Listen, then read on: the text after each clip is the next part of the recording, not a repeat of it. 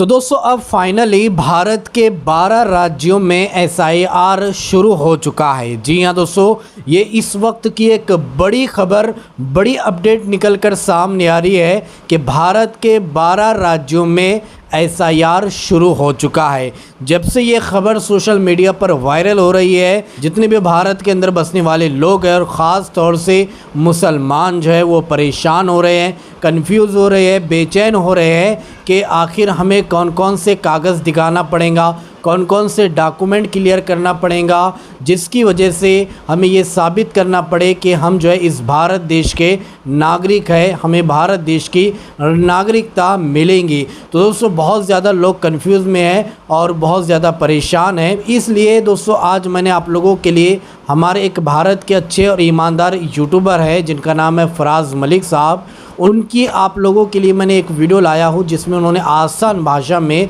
समझाया है कि हमें कौन से डॉक्यूमेंट देना पड़ेगा और कौन कौन से कागज़ लगेंगे, जिसकी वजह से नागरिकता हमारी साबित हो जाएंगी और ये हम साबित कर देंगे कि हम इस भारत देश के नागरिक हैं। तो दोस्तों बहुत ही इम्पोर्टेंट ये वीडियो है, इसलिए आप सभी से मैं रिक्वेस्ट करूँगा इस वीडियो को अपना कीमती टाइम निकाल कर पूरा देखिए, लास्ट तक देखिए और जितना हो सके इस वीडियो को ज़्यादा से ज़्यादा शेयर ज़रूर कीजिएगा। तो आइए सबसे पहले ये वीडियो क्लिप देखें, फिर आगे हम आकर आपसे बात करते हैं। चुनाव आयोग ने बिहार के बाद अब भारत के 12 राज्यों और केंद्र शासित प्रदेशों में एसआईआर कराने के आदेश जारी कर दिए हैं। चुनाव आयोग के इस आदेश के बाद जो हालिया वोटर लिस्ट है इन 12 राज्यों में उसको फ्रीज कर दिया गया है। नई वोटर लिस्ट 7 फरवरी 2026 को जारी की जाएगी। 7 फरवरी 2026 को जो नई वोटर लिस्ट जारी की जाएगी उसमें अगर आप अपना नाम देखना चाहते हैं तो आपको अपनी नागरिकता साबित करनी होगी। आप अपनी नागरिकता कैसे साबित कर सकते हैं? बहुत आसान भाषा में इस एसआईआर का पूरा प्रोसेस आप लोगों को बताऊंगा। वीडियो में आखिर तक बने रहिएगा क्योंकि जो 12 राज्य हैं वो काफ़ी बड़े हैं देश के। उत्तर प्रदेश भी इसमें शामिल है। अगर आप इस पूरे एसआईआर के प्रोसेस को ठीक से नहीं समझेंगे तो शायद आपको परेशानियों का सामना करना पड़ सकता है। इसके अलावा कुछ बड़े अपडेट गाज़ा से भी आ रहे हैं, वो वीडियो के लास्ट में बताऊंगा। गाज़ा में हमले पे हमले हो रहे हैं, सैकड़ों लोगों की 24 घंटे में मौत हो चुकी है। क्या अभी सीज़फायर टिका हुआ है या टूट गया, उस पर भी बात करेंगे, लेकिन पहले एसआईआर की बात कर लेते हैं। बिहार के अंदर हाल ही में चुनाव आयोग ने एसआईआर कराया। एसआईआर मतलब स्पेशल इंटेंसिव रिवीजन, विशेष गहन पुनरीक्षण। भारतीय चुनाव आयोग ने कहा है कि अंडमान निकोबार, छत्तीसगढ़, गोवा, गुजरात, केरल, लक्षद्वीप, मध्य प्रदेश, पांडिचेरी, राजस्थान, उत्तर प्रदेश, पश्चिम बंगाल, तमिलनाडु, भारत के इन 12 राज्यों और केंद्र शासित प्रदेशों में एसआईआर की प्रक्रिया शुरू की जाएगी। भारतीय चुनाव आयोग का कहना है कि ये एसआईआर इसलिए कराई जा रही है ताकि वोटर लिस्ट को साफ सुथरा बनाया जाए। चुनाव आयोग का कहना है कि इस वक्त जो वोटर लिस्ट है उसमें बहुत सारे नाम ऐसे हैं जो दुनिया से जा चुके हैं। कई सारी जगहें ऐसी हैं जहां पर लोगों के डबल वोट हैं, एक जगह शहर में, एक जगह गांव में, और बहुत सारे लोग ऐसे भी हैं जो घुसपैठी हैं, उनके नाम भी वोटर लिस्ट में आ चुके हैं। इन तमाम चीज़ों को सही करने के लिए एसआईआर कराई जा रही है ताकि जो देश का असली नागरिक है सिर्फ उसका ही नाम वोटर लिस्ट में आए और सिर्फ उसको ही वोट डालने का हक हो। बिहार के अंदर अभी हाल ही में जो एसआईआर हुई थी उसमें विपक्ष ने आरोप लगाया था कि बहुत सारे ऐसे मतदाताओं को, तकरीबन 6% मतदाताओं को वोटर लिस्ट से बाहर कर दिया गया क्योंकि वो नागरिकता साबित नहीं कर पाए। इसी बात को लेकर राहुल गांधी ने बीजेपी के ऊपर आरोप लगाया कि बीजेपी ने वोट चोरी की है। फिलहाल बिहार में चुनाव आने वाला है, एसआईआर वहां पर हो चुका है।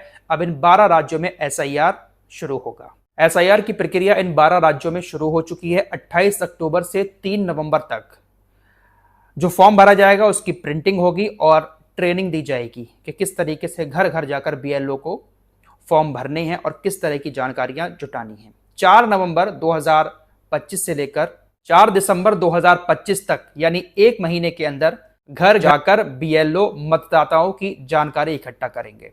4 नवंबर से 4 दिसंबर तक बीएलओ साहब आपके घर पहुंचेंगे, आपसे जानकारी ली जाएगी कि आप इस देश के नागरिक हैं या नहीं है। कुछ डॉक्यूमेंट्स मांगे जाएंगे, फॉर्म भरवाए जाएंगे।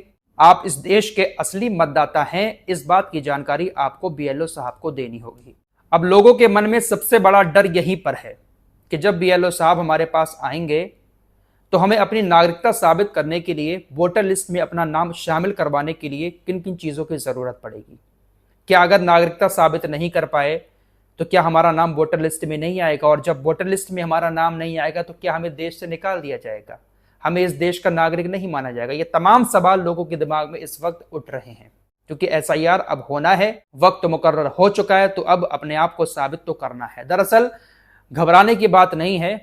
पूरा मामला ये है कि अगर आपके घर में आपके माँ बाप या कोई भी ऐसा शख्स है जिसका नाम 2003 की एसआईआर में शामिल है, तो आपको घबराने की जरूरत नहीं है। दरअसल आखिरी बार ये जो एसआईआर हुई थी वो 2002 से लेकर 2004 के बीच में हुई थी।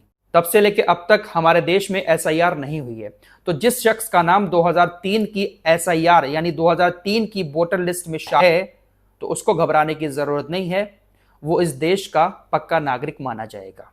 उसको किसी भी तरह का कोई भी डॉक्यूमेंट्स दिखाने की जरूरत नहीं है। अब जिसका नाम 2003 की वोटर लिस्ट में नहीं है, 2003 के बाद वो इस देश का मतदाता बना है। बहुत सारे युवा हैं हमारे जैसे, आपके जैसे जो वीडियो देख रहे हैं। तो जिन लोगों का वोट 2003 के बाद बना है, जिन लोगों का नाम 2003 की वोटर लिस्ट में शामिल नहीं है, उनको घबराने की जरूरत नहीं है।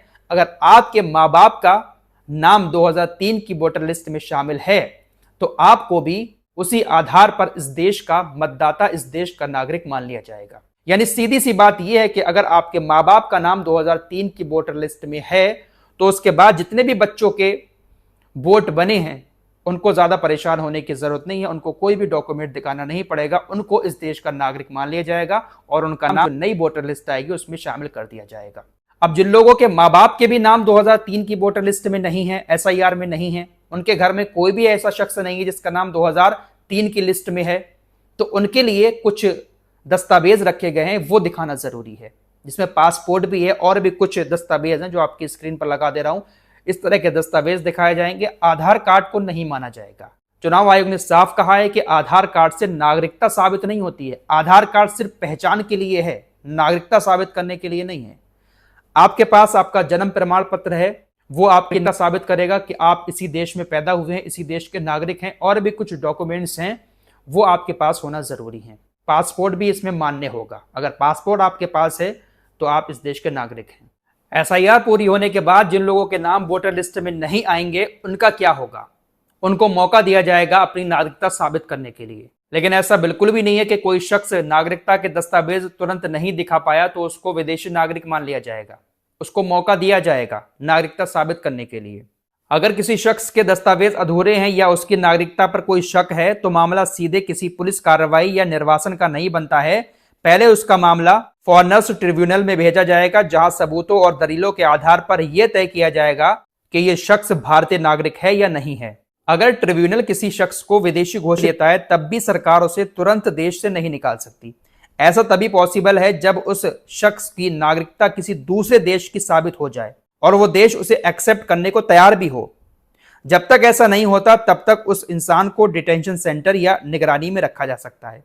हालांकि सरकार ने कई बार कहा है कि मानवाधिकारों का पूरा ध्यान रखा जाएगा और किसी को भी बिना सुनवाई या सबूत के बाहर नहीं निकाला जाएगा। चुनाव आयोग को ऐसा लगता है कि बहुत सारे घुसपैठिए भारत के अंदर आ गए हैं और उन्होंने आधार कार्ड बनवाकर किसी भी जुगाड़ से अपना नाम वोटर लिस्ट में शामिल करवा लिया है, लेकिन वो भारतीय नागरिक नहीं है। तो ऐसे लोगों को वोटर लिस्ट से हटाना है और देश से भी शायद फिर इनको निकालने की प्रक्रिया शुरू की जाएगी। लेकिन जो इस देश के सच्चे नागरिक हैं, जो सच्चे मतदाता हैं, उनको घबराने की जरूरत नहीं है। 2003 की लिस्ट में नाम तो शामिल होगा ही होगा आपके बुजुर्गों का। तो जो युवा पीढ़ी है उसको घबराने की जरूरत नहीं है, क्योंकि उनके घर में अगर किसी का नाम भी 2003 की लिस्ट में है, वोटर लिस्ट में, तो वो इस देश के नागरिक हैं। बाकी जन्म प्रमाण पत्र अगर आपका है नई युवा पीढ़ी के पास, उसको भी दिक्कत की जरूरत नहीं है। कुल मिलाकर बात यह है कि ये एसआईआर जो हो रही है, चुनाव आयोग की माने तो इसमें किसी भारतीय नागरिक को घबराने की जरूरत नहीं है। जो देश का नागरिक है, जो यहीं पैदा हुआ है, उसको ज्यादा परेशानी की जरूरत नहीं है। जो घुसपैठिए हैं उनके लिए मुश्किल हो सकती है, या जो लोग इस दुनिया से चले गए हैं उनके नाम भी अभी तक वोटर लिस्ट में है, उसका भी सफाया करा जाएगा। अब विपक्ष आरोप लगा रहा है कि यहां पर भी हो सकता है कि वोट चोरी हो जाए। असम में भी अगले साल चुनाव है, लेकिन असम को शामिल नहीं किया गया क्योंकि वहां पर एनआरसी का थोड़ा सा मामला अटका हुआ है। इस वजह से चुनाव आयोग ने अभी असम को शामिल नहीं किया है। फिलहाल ज्यादा घबराने की जरूरत नहीं है।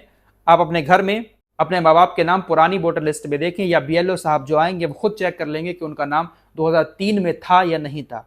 वैसे हमारे जो माँ बाप है वो तो बहुत टाइम से वोट डालते चले आए हैं, तो घबराने की जरूरत नहीं है। बाकी बहुत सारे दस्तावेज हैं जो आपसे मांगे जाएंगे, कुछ ना कुछ तो अगर हम यहाँ के हैं तो हमारे पास होगा ही। लेकिन एसआईआर की प्रक्रिया शुरू हो गई है और ये होना ही है। 4 नवंबर से 4 दिसंबर तक बीएलओ घर घर जाकर मतदाताओं की जानकारी इकट्ठा करेंगे। ये दोस्तों, आप लोगों ने फराज मलिक भाई की ये वीडियो क्लिप देखी है और सारी बातें आप लोगों ने सुनी है। एक एक बात उन्होंने बड़ी बारीकबीनी के साथ बताई है। अब उम्मीद करते हैं कि आप लोगों को फराज मलिक भाई की पूरी बातें समझ में आ चुकी होंगी और आपकी सारी कंफ्यूजिंग दूर हो चुकी होंगी। तो दोस्तों, इस पूरी वीडियो को देखने के बाद अब आप क्या कहना चाहोगे, आपके इस बारे में क्या राय है, तो कमेंट में अपनी राय लाजमी बताइएगा। चलिए दोस्तों, इसी तरह की इन्फॉर्मेशन लेकर आपकी खिदमत में एक बार फिर से हाजिर होंगे। जब तक अपना ख्याल रखिए और अपने इस भाई को अपनी दुआ में याद रखिए। अल्लाह हाफिज़।